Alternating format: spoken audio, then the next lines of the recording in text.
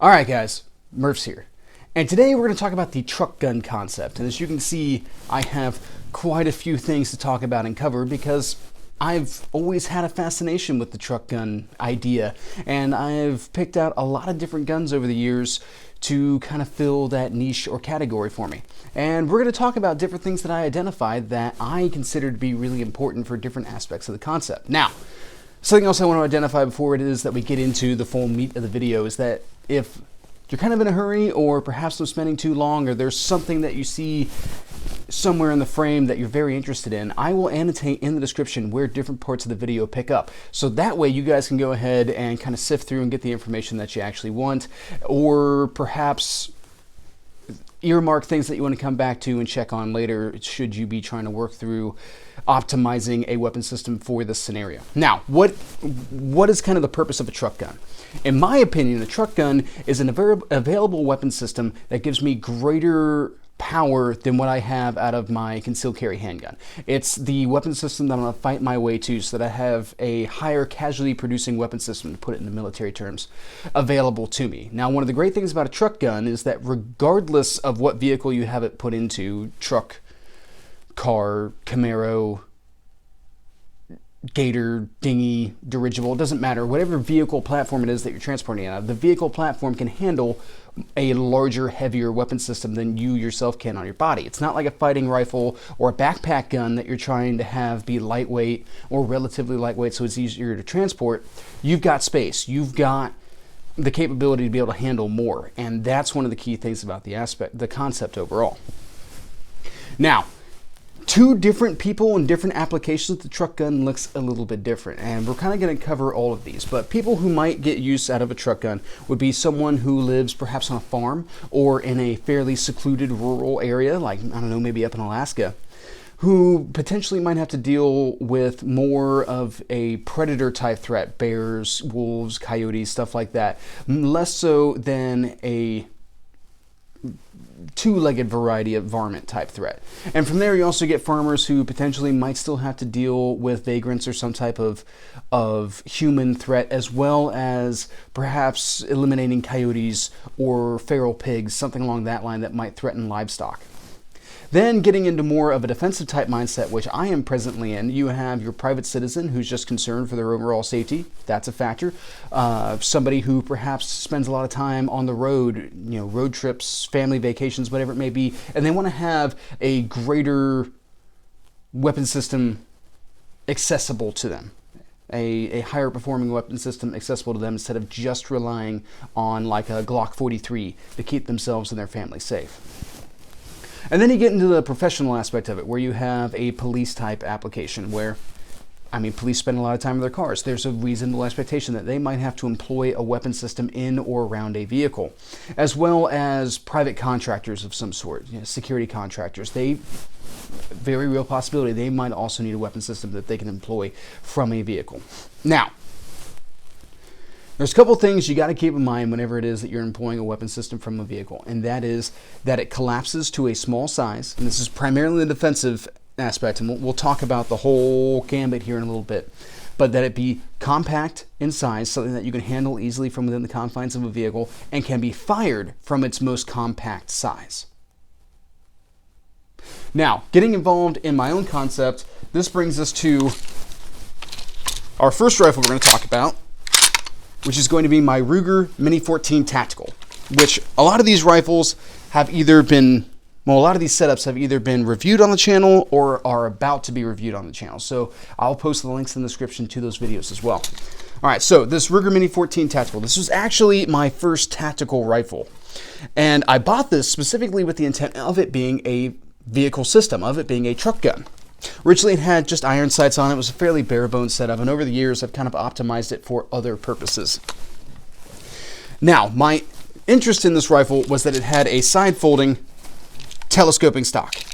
So it got nice and compact, and I could employ it from within the confines of the driver's seat and be able to effectively engage targets from within, and then also be able to snap it out to its usable, fireable, extended stock shape and be able to employ around the vehicle, be able to, you know, roll over prone underneath and fight from all kinds of different angles and all that kind of stuff.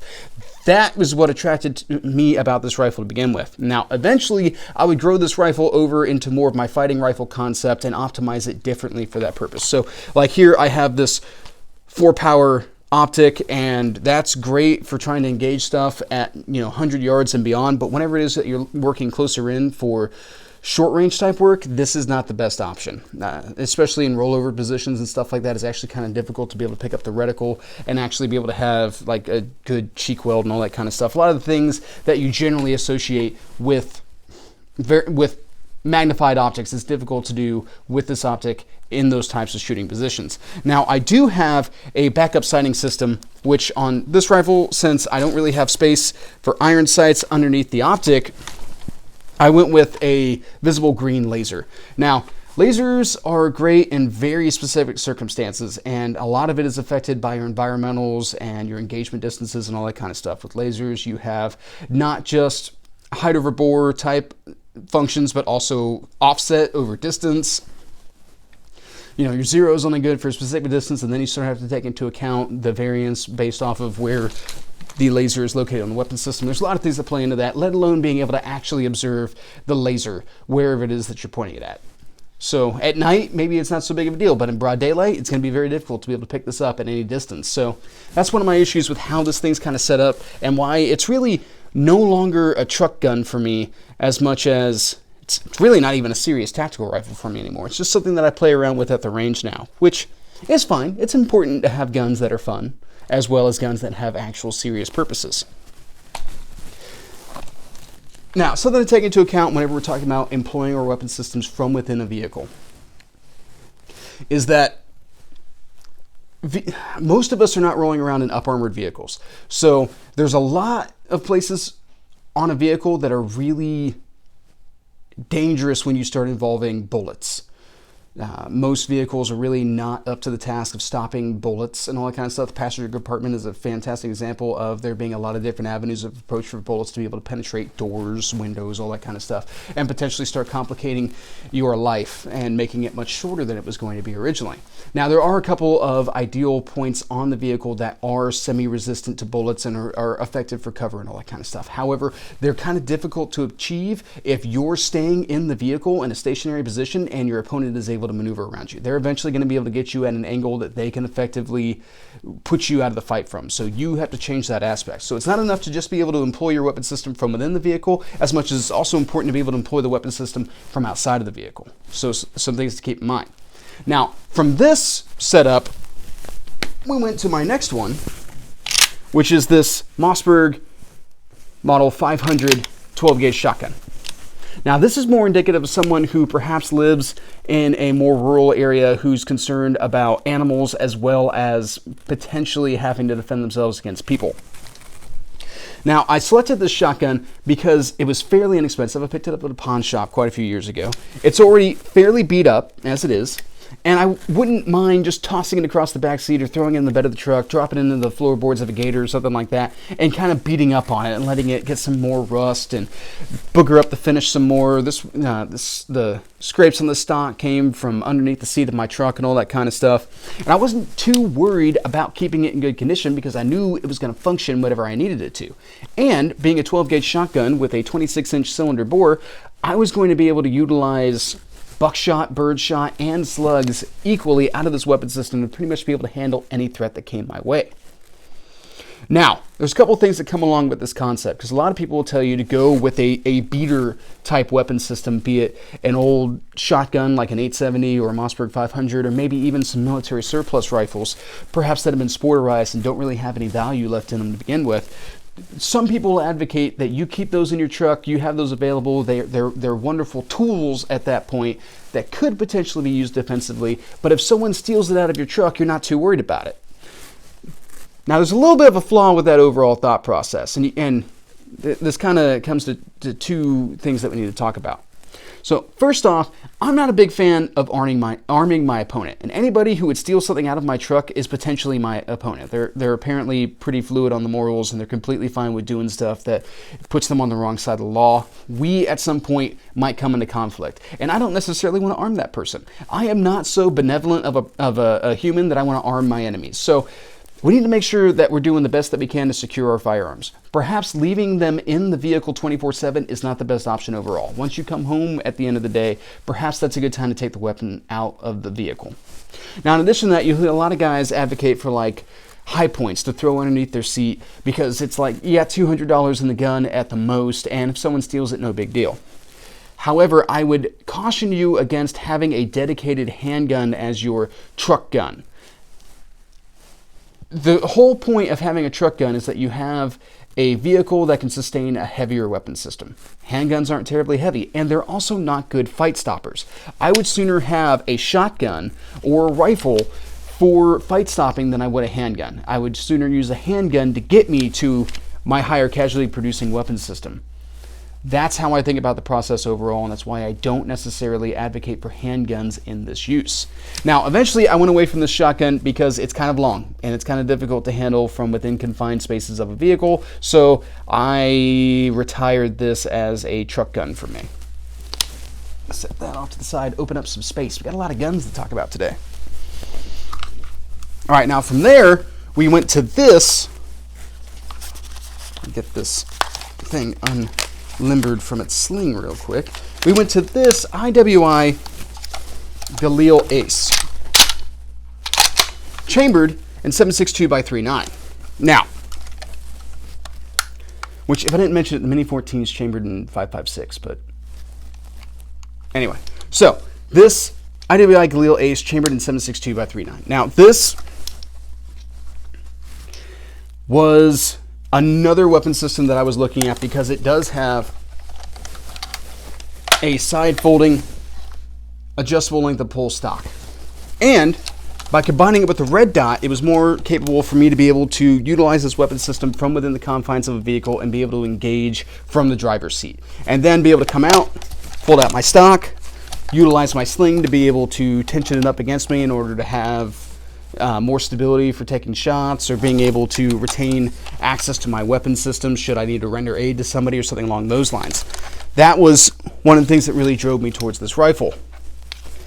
And it's been great in that application. This is an absolutely fantastic rifle. I like how compact it gets, and based on how I have it accessorized, it works out very well. However, there's one little issue, and that is this reciprocating charging handle. It's not been an issue so far. This weapon system has been extremely reliable. One of the things that I don't like about reciprocating charging handles, though, is that there is a physical portion of the firearm that's functioning external to the weapon system that could potentially get snagged on something while you're shooting it, inducing a malfunction. Especially if you're talking about working within confined spaces and all that type of stuff, that's something that could wind up occurring with this. It hasn't happened as of yet, but I wouldn't necessarily want to take this thing to my wrist or something like that if I was trying to work around the weapon system and be able to engage targets. So it could get tangled up on a seat, it could get tangled up, against the dashboard, any number of places that this charging handle could thwack against and not go all the way in the battery and actually induce a malfunction. That's something that you're open to with reciprocating charging handles, and why I'm not a big fan of them to begin with. All right, so that was my next progression, and this rifle has served me faithfully many times on many different road trips. Now, my next optimization from there went back to shotguns. Now, this shotgun is a previous Maverick 88 chambered in 12 gauge that I have turned into my 50 states legal shotgun setup. Once again, we have a side folding telescoping stock. This is from ATI, same as the one on the Mini 14. And I picked this out because I wanted something that I could literally travel to any locality and be able to have this weapon system. Now, that's one of the things you have to take into account whenever, especially you're traveling across state lines with your weapon systems. That's checking local laws, because there's an awful lot of places that do not allow you to have loaded long guns in your vehicle. And there's also quite a few different definitions as to what loaded means. So that's something that you have to make sure that if you're going on a road trip or something like that, or you live on a state border, you need to make sure that you understand what the laws are as you move through those places, because I didn't know is not an effective defense when the police officer pulls you over and finds out that you're in some way in violation of the law, should they find that out. So I built this out because most places don't have an issue with a more or less standard capacity 12 gauge shotgun. And regardless of whether or not I have it loaded when it is that I have it with me, at the very least I have access to it so that I can work my way to a more effective weapon system that also has a lot of flexibility built into it.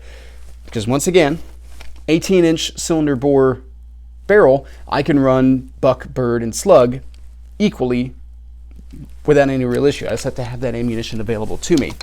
Now, something else that is an issue for me with this particular weapon system is that it's kind of long, because we can't get away from that 18-inch barrel and not have to deal with NFA paperwork, which adds a little bit more complication into our relationship with crossing state borders. We'll talk about that more here after a little bit. But even with the stock folded up, this weapon system is wide and long in pretty much every direction that it can be, which is one of my issues for packing this around with me and why I've got it relegated for long road trips, which I have taken this thing across the country multiple times now, and it does exactly what it is that I need it to do. It's just not my first choice for a lot of those applications. So that brings us to this, an IWI X95 Tavor, chambered in 5.56. Now this thing is excellent because it comes in at 26.125 inches. And one of the great things about that is that it doesn't matter if I have a collapsing stock or anything like that. It's difficult to get shorter than this weapon system because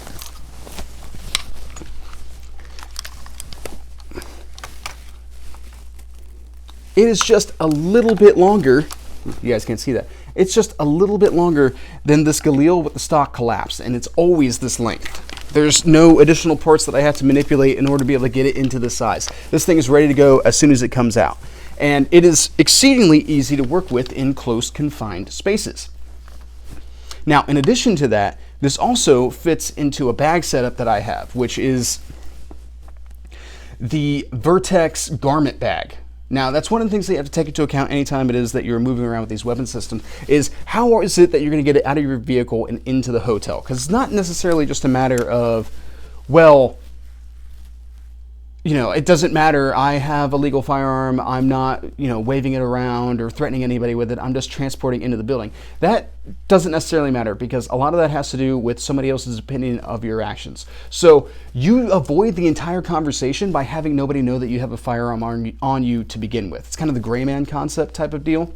And that's one of the things that I like about the Vertex garment bag, is that I'm going to use it as a garment bag, but this rifle also fits into it and allows me to be able to move around with it in relative peace. I'm not concerned that somebody is going to freak out or call the police on me because I have my firearm on me because they don't even know that it's present. It's one of the things you got to take into account. That's one of the issues with this Maverick 88 as a setup, in that I need a completely separate dedicated bag for it, and it's not necessarily completely transparent whenever it is that I carry it. Somebody might assume that it's like camera equipment or something along those lines, but it's not my favorite. And then I also had to take a certain amount of pre-planning with my baggage and all that kind of stuff to be able to see if maybe I could fit it in with my garments in my regular wheelie bag, so that it doesn't necessarily stand out to anybody that I am in fact armed. So now there are a couple of issues with this rifle, and a lot of this comes down to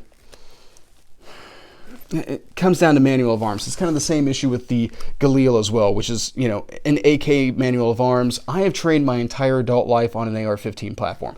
I am exceedingly familiar, and it comes very naturally to be able to run with that weapon system. So when we change up something that's a little different from the AR-15, sometimes things get a little wonky. Now, in addition to that, when this comes to crossing shoulders and shooting from natural positions, it's not outside the realm of possibility that you're going to wind up with some burns from some brass casings, because I actually have like 4 burns on my chin from this very rifle just yesterday, shooting it in a competition off of my support side shoulder. So kind of something to take into account as well, especially if you have passengers with you. Once you start ejecting hot brass all over the place, they might have an issue with what it is that you're doing at that point. So something to think about. All right, now that brings us to this. This is my 300 blackout short-barreled rifle that I have affectionately termed the Splenda gerbil, as kind of a play on words for the honey badger. Now, this weapon system is absolutely amazing from compact type aspects because, again, comparing it to this X95, we'll see that it is just a little bit shorter than the X95 is. And that's with the stock fully extended. Now, this is fireable from the collapse position. The only issue is that these bars right here that are part of the stock that run down the side of the receiver do kind of get in the way of the safety, but you can still get in there and get the safety. And you can absolutely employ this from within the confines of a vehicle. This thing is awesome in that regard. It's the most compact weapon system that I have at this point, or at least the most compact long gun that I have at this point. Now, you don't have to go with a short-barreled rifle, though this is a legal and papered one. You can also go with what I refer to as 3 points of contact pistols, but someone else might call a braced pistol. Now, a couple of things if you go the SBR route is making sure that you're above board whenever it is that you cross state borders, because if you do have to use this weapon system in a self-defense scenario, that's one of the things that they're going to see is going to be your paperwork to the ATF asking permission to be able to cross state borders. Now, if that's irritating to you, we have the pistol route. That is something else that you can do, and it'll be more border transparent. I really wanted to get into the NFA process, though, so that I could speak more eloquently on it with friends, so that's why I went with a short-barreled rifle. Now, there's a couple things we got to take into account whenever we're talking about short-barreled rifles and really shooting in confined spaces to begin with. It's going to be muzzle blast and muzzle flash. So, this is a 6.5-inch barrel 300 blackout. It still has a little bit of blast because we are talking about what's technically a sub-optimal length for the 300 blackout. However, so is 16 inches for the 5.56, just to throw that out there. But my point being is that it does have a little bit more of a concussive blast than perhaps a 9.5-inch barrel 300 blackout would have. But anything that you're looking at in a compact type setup is going to have more muzzle blast. And those are some things that you have to take into account if you're potentially going to be shooting through your own windshield and having all of that, sound wave and stuff like that coming back on you. That could potentially be an issue, especially when you're talking about your situational awareness, being able to hear, being able to process information when you're basically touching off a flashbang every time you pull the trigger. Now, that might drive some people to want to start considering 3 points of contact pistols in a pistol cartridge. In my own opinion, I don't think that's a very good idea for the same reasons as mentioned before. Great, I get 3 points of contact, and maybe I even get interchangeable magazines with my handgun. However, I'm still fighting with a pistol cartridge, and if I can handle the weight, I want to be able to take a full power rifle cartridge. I want that greater power, because especially if we're talking about engaging at the same distances as what you would commonly be able to engage with with a pistol, a rifle does it better. A rifle cartridge, even out of a suboptimal length barrel, does it better. You're talking about 50 yards, you will still have way more energy out of the 6.5-inch 300 blackout than you will out of a comparably sized 9mm. That's just some of the reality. And a lot of times guys are looking at building out 3 points of contact pistols that have the same barrel length as a handgun. So they're not even necessarily getting more velocity as much as they're just getting more points of contact. I don't consider that to be enough of an advantage. I want more ballistic advantage. So that's what drives me towards this type of setup and what I would recommend as well. I'm not saying that you're not armed if you go with a pistol caliber type setup, as much as I'm saying that that's not my recommendation. All right, so that is my SBR type setup. What's this doing hanging out here? It's not side folding or anything like that. It doesn't get super compact. Well,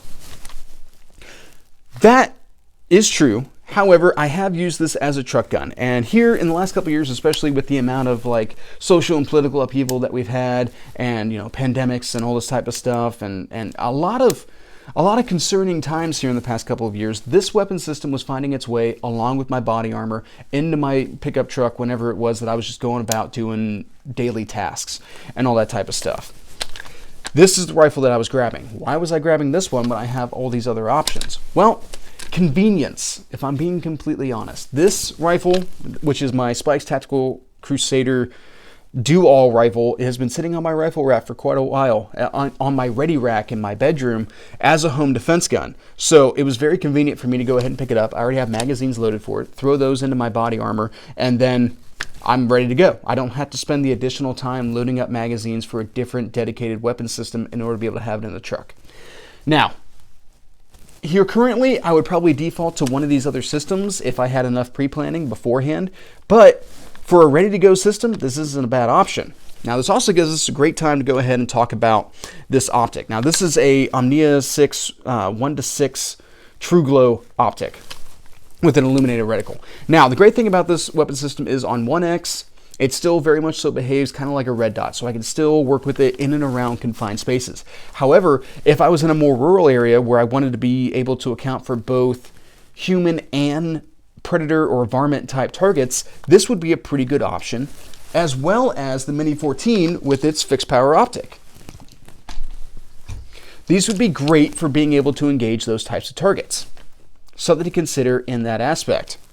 Now, someone could say that I could go ahead and throw like a law folder or something like that on this rifle, and then it would be more compact for my employment. It would be just like a lot of these other weapon systems, especially the Galil and the Mini 14, to where I could use it in the same type of matter. However, one of my issues with the law folding tactical and any of the other variants there are of it is that it doesn't allow you to fire multiple rounds from its collapsed position. You can get off like one round.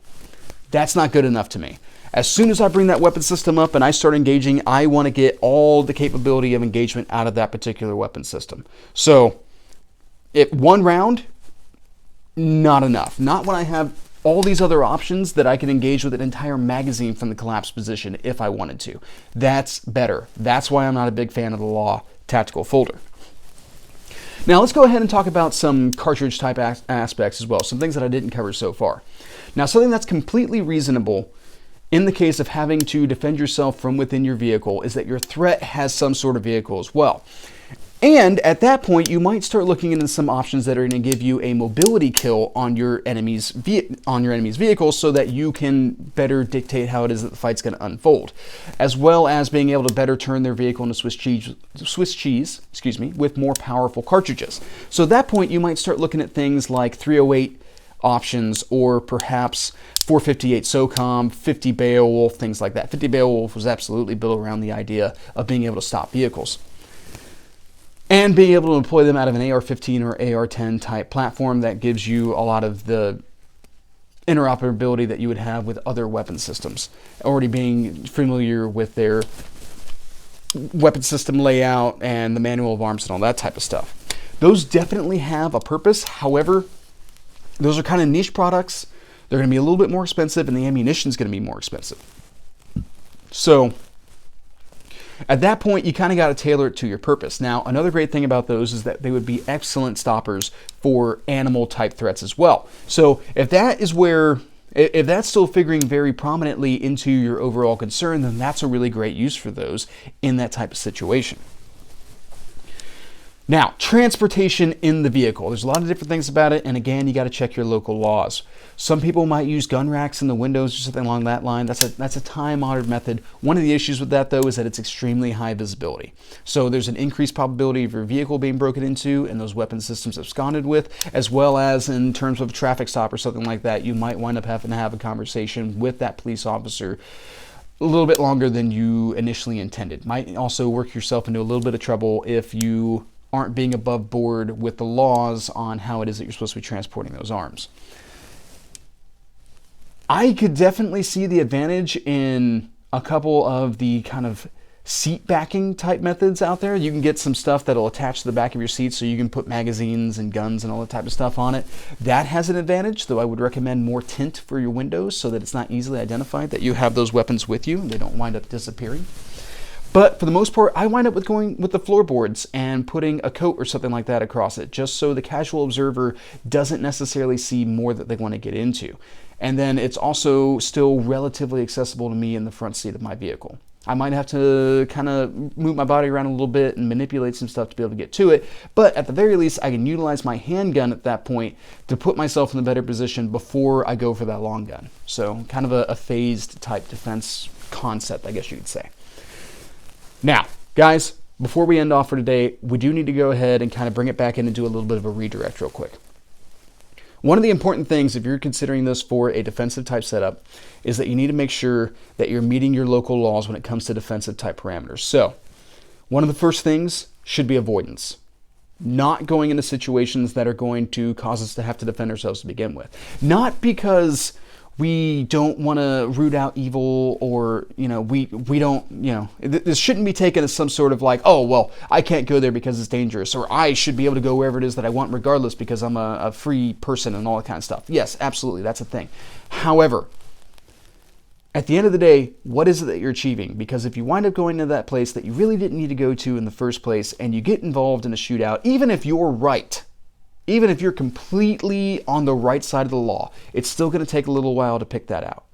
You're still going to wind up giving up your firearms and all that kind of stuff with the possibility of not getting back if you do not get adjudicated as a justified shoot.